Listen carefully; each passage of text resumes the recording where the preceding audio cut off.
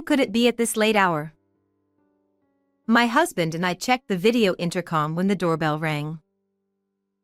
There was our 5-year-old granddaughter Nancy standing there, shivering. Grandma, help me. I quickly opened the door and let Nancy in.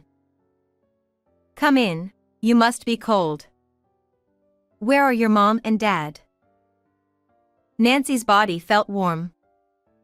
Clearly, she had a fever. Surely. You didn't come here alone? Her response filled us with shock and anger. My name is Pamela, a 62-year-old housewife.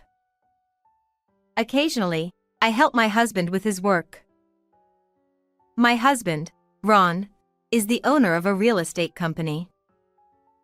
It's locally based and not very large in scale, but thankfully, its performance is good, and we live comfortably. However, there is one concern on our minds. My daughter Molly and my granddaughter Nancy, who will turn 5 this year, are the one we have. Molly has always had a strong-willed personality since she was young, but as she entered her rebellious teenage years, her defiance only grew stronger. Her circle of friends also became gradually more flashy and mischievous. Despite our efforts to communicate with her, Molly's rebellious attitude has been resistant to change. My husband and I have patiently watched over her, believing that one day we would understand each other better, but that day has yet to come. After graduating from high school, my daughter moved out to live on her own while attending vocational school, and she rarely visited us. Several years passed, and she got married and gave birth to a daughter. Once she became a mother, she started to visit us with her child more frequently, and we thought that perhaps the day of understanding had finally arrived. However, over the past 6 months, our relationship with our daughter has begun to drift apart again. She doesn't reply to emails, and calls go to voicemail, leaving us unable to see our daughter and granddaughter. We assumed she must be busy. One day, I heard a concerning story from a close friend of mine. They mentioned seeing Nancy playing alone on the swings in the park, even though it was already dark outside in the late afternoon. Considering that it's not typical for a small child to play alone at that time and that there were no apparent adults around, it raised serious concerns. After hearing this, I couldn't shake off my worries, so I immediately called my daughter, but it went to voicemail as usual. Unable to sit still with worry, I decided to visit my daughter's home impulsively. My daughter, her husband Andy, and my granddaughter live in an apartment about a 15-minute drive from my home. She had been a stay-at-home mom ever since she became pregnant with my granddaughter, so I figured she'd be home on a weekday morning. However, there was no response when I pressed the intercom. When I rang it again, I got a response in an irritated tone. Yes. As soon as she realized it was me, my daughter responded with a flustered tone. Huh. Mom. If you were coming, you should have called first. I called several times. You didn't reply to messages, and I couldn't reach you, so I came over. Can we talk for a bit? The house is really messy right now, so I'd rather you didn't come in. Besides, Nancy isn't feeling well and she's resting. It seemed my daughter really didn't want me to come up. Let's talk in the small park in front of the apartment building. Just for about 10 minutes. Reluctantly, my daughter agreed, and we ended up sitting on a bench in the small park in front of the apartment building to talk. Just showing up without any notice. What's the deal? It's incredibly rude. My daughter started speaking with an irritated tone. I've tried to contact you multiple times. I called you many times. How have you been lately? I haven't seen you in a while, so I was worried. Also, there's something bothering me that I want to ask you about. I told her the story I heard from a friend about seeing a child look like my granddaughter alone at the park. That person must have been mistaken. I wouldn't let her wander around alone at such a late hour. Don't worry, we all are doing fine. Is that so? Well, if you say so. In the end, I couldn't get much information that day and had to return home without seeing my granddaughter. A week later, I heard something concerning from my husband. Apparently, during a real estate industry gathering he attended, he bumped into a friend of 20 years who has been running a construction company. During their conversation about their respective companies, it came up that there's an employee at the friend's company whose work attitude seems to be lacking.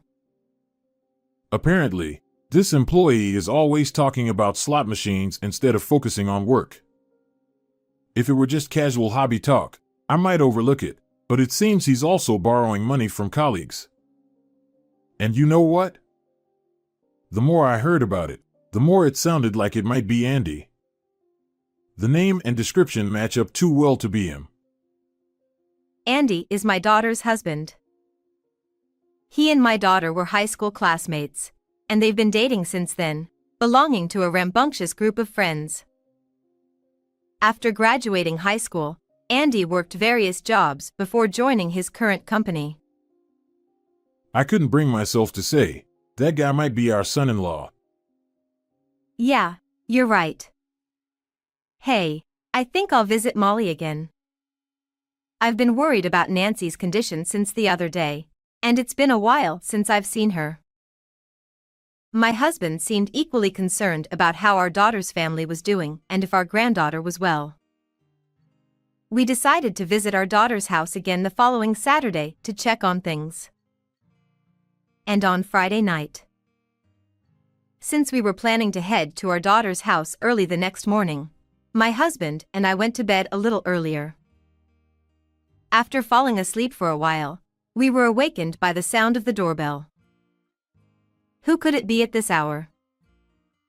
My husband and I checked the video intercom, feeling cautious.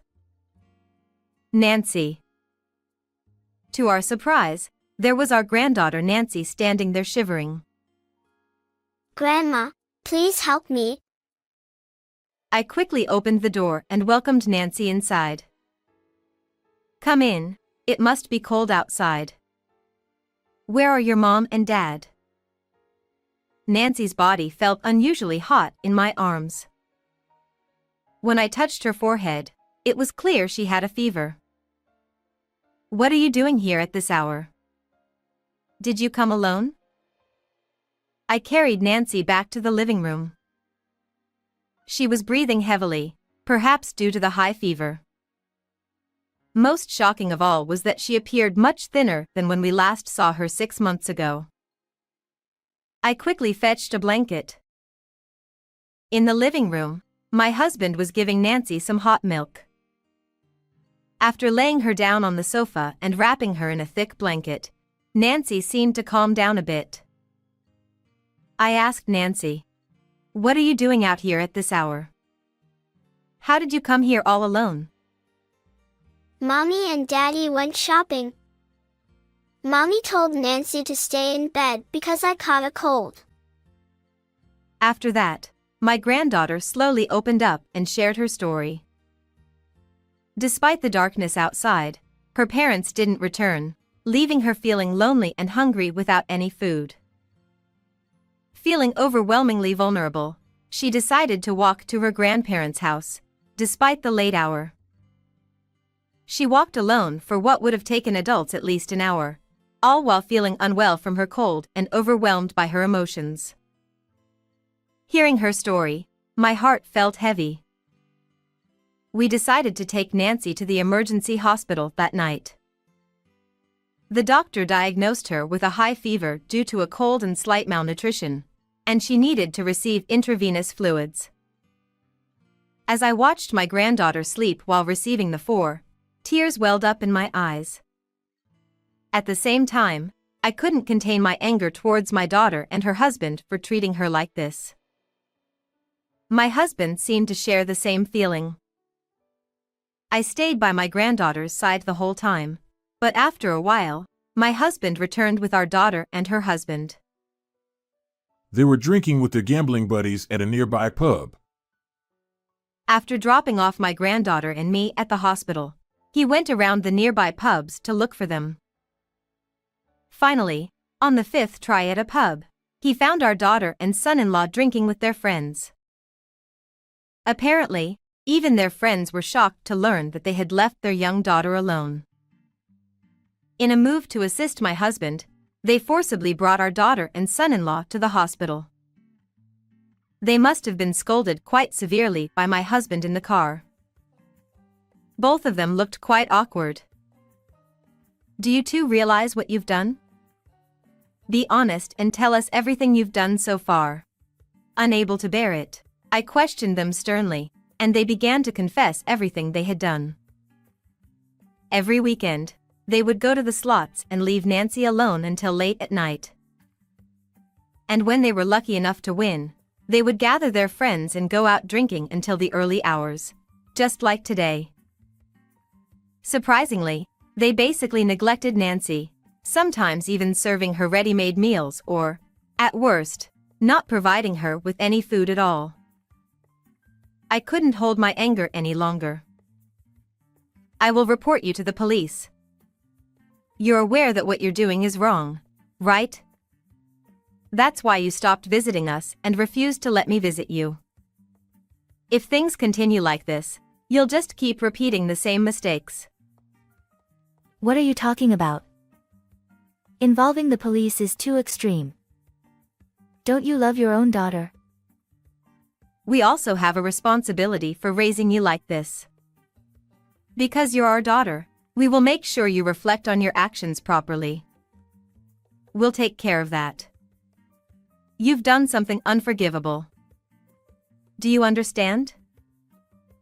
Afterward, since there was no resolution with the daughter and her husband, my husband decided to report them to the police. Sometime later, they were sentenced to imprisonment. Our granddaughter Nancy came to live with us as we took her in. When she recovered, she asked us where her parents had gone. We couldn't hide it from her, so we decided to tell her the truth. You see, Mommy and Daddy did something very wrong to Nancy. They have to say sorry in another place for a while. So, until Mommy and Daddy come back, let's live together at Grandma and Grandpa's house, okay? Nancy listened quietly with her head down. Perhaps she understood in her own way, as she began to cry quietly, and I hugged her. It's okay, we'll be fine. Let's live happily together with Grandma and Grandpa from now on. I promise, Nancy, we won't let you feel sad. After that, my husband and I were busy every day with our second round of parenting. I prepared nutritious meals every day, considering her preferences, while my husband took her out to play whenever he had time off. Nancy's complexion improved day by day, and she started to look plumper like a girl her age. Most importantly, it was wonderful to see her smiling more often. Several years passed, and my daughter was released from prison. A few days after her release, she came to visit us. When I opened the front door, she bowed deeply to us. I'm truly sorry for everything. I've reflected on the unforgivable things I've done. I'm deeply sorry once again. She seemed genuinely remorseful as she apologized to us. After inviting her in and listening to her story, she told us that she had divorced Andy, her husband. Her time in prison had changed her drastically, and she appeared much calmer and more subdued than before. Is Nancy here? I want to live with her again, so I've come to pick her up. Calling out her granddaughter's name, my daughter looked around the living room. Mom? Before I knew it, my granddaughter had come out of her room. Nancy. You've grown so much, and you're so tall now. Whether it was from happiness to see her mother or from nervousness, Nancy's face seemed a bit shy. Yeah. Mommy's here to take you home. However, when my daughter reached out her hand, Nancy instinctively stepped back. No. I want to stay with Grandma and Grandpa. Mommy will make lots of your favorite food, Nancy. When I was little and hungry, Mommy didn't cook for me. Grandma cooks a lot for me. And on days off, Grandpa plays with me a lot. I don't want to feel hungry and lonely like before. As she spoke, Nancy shed tears. Nancy, let's go back to your room. My husband took crying Nancy back to her room. Wait, I won't make you feel that way anymore. In the end, my daughter couldn't go home with Nancy that day. It was inevitable, but seeing my daughter leaving in tears was very painful. Afterwards, my daughter rented a small apartment and started living on her own. She works in a warehouse, which is physically demanding and quite challenging. It's still early days, but my husband and I have decided not to give up on her and watch over her. She always hands over child support every month without fail. Seeing her like this, it seems she has truly turned over a new leaf. And whenever she meets me, she always asks about Nancy. I told my daughter this. Even though Nancy was young, she hasn't forgotten what happened to her. When Nancy grows up more, maybe the day will come when she can forgive you. Until then, all you can do is keep your distance and watch over her. My daughter nodded tearfully at my words. Nancy is growing up healthy and thriving. It seems she has made many friends at school and she tells us about her day at the dinner table every day. Hearing such stories brings me immense happiness. Though I feel bad for my daughter, I can't help but wish for days like these to continue. But I hope that someday Nancy will be able to forgive her mother, and when that day comes, I wish for my daughter and granddaughter to live together as a family again.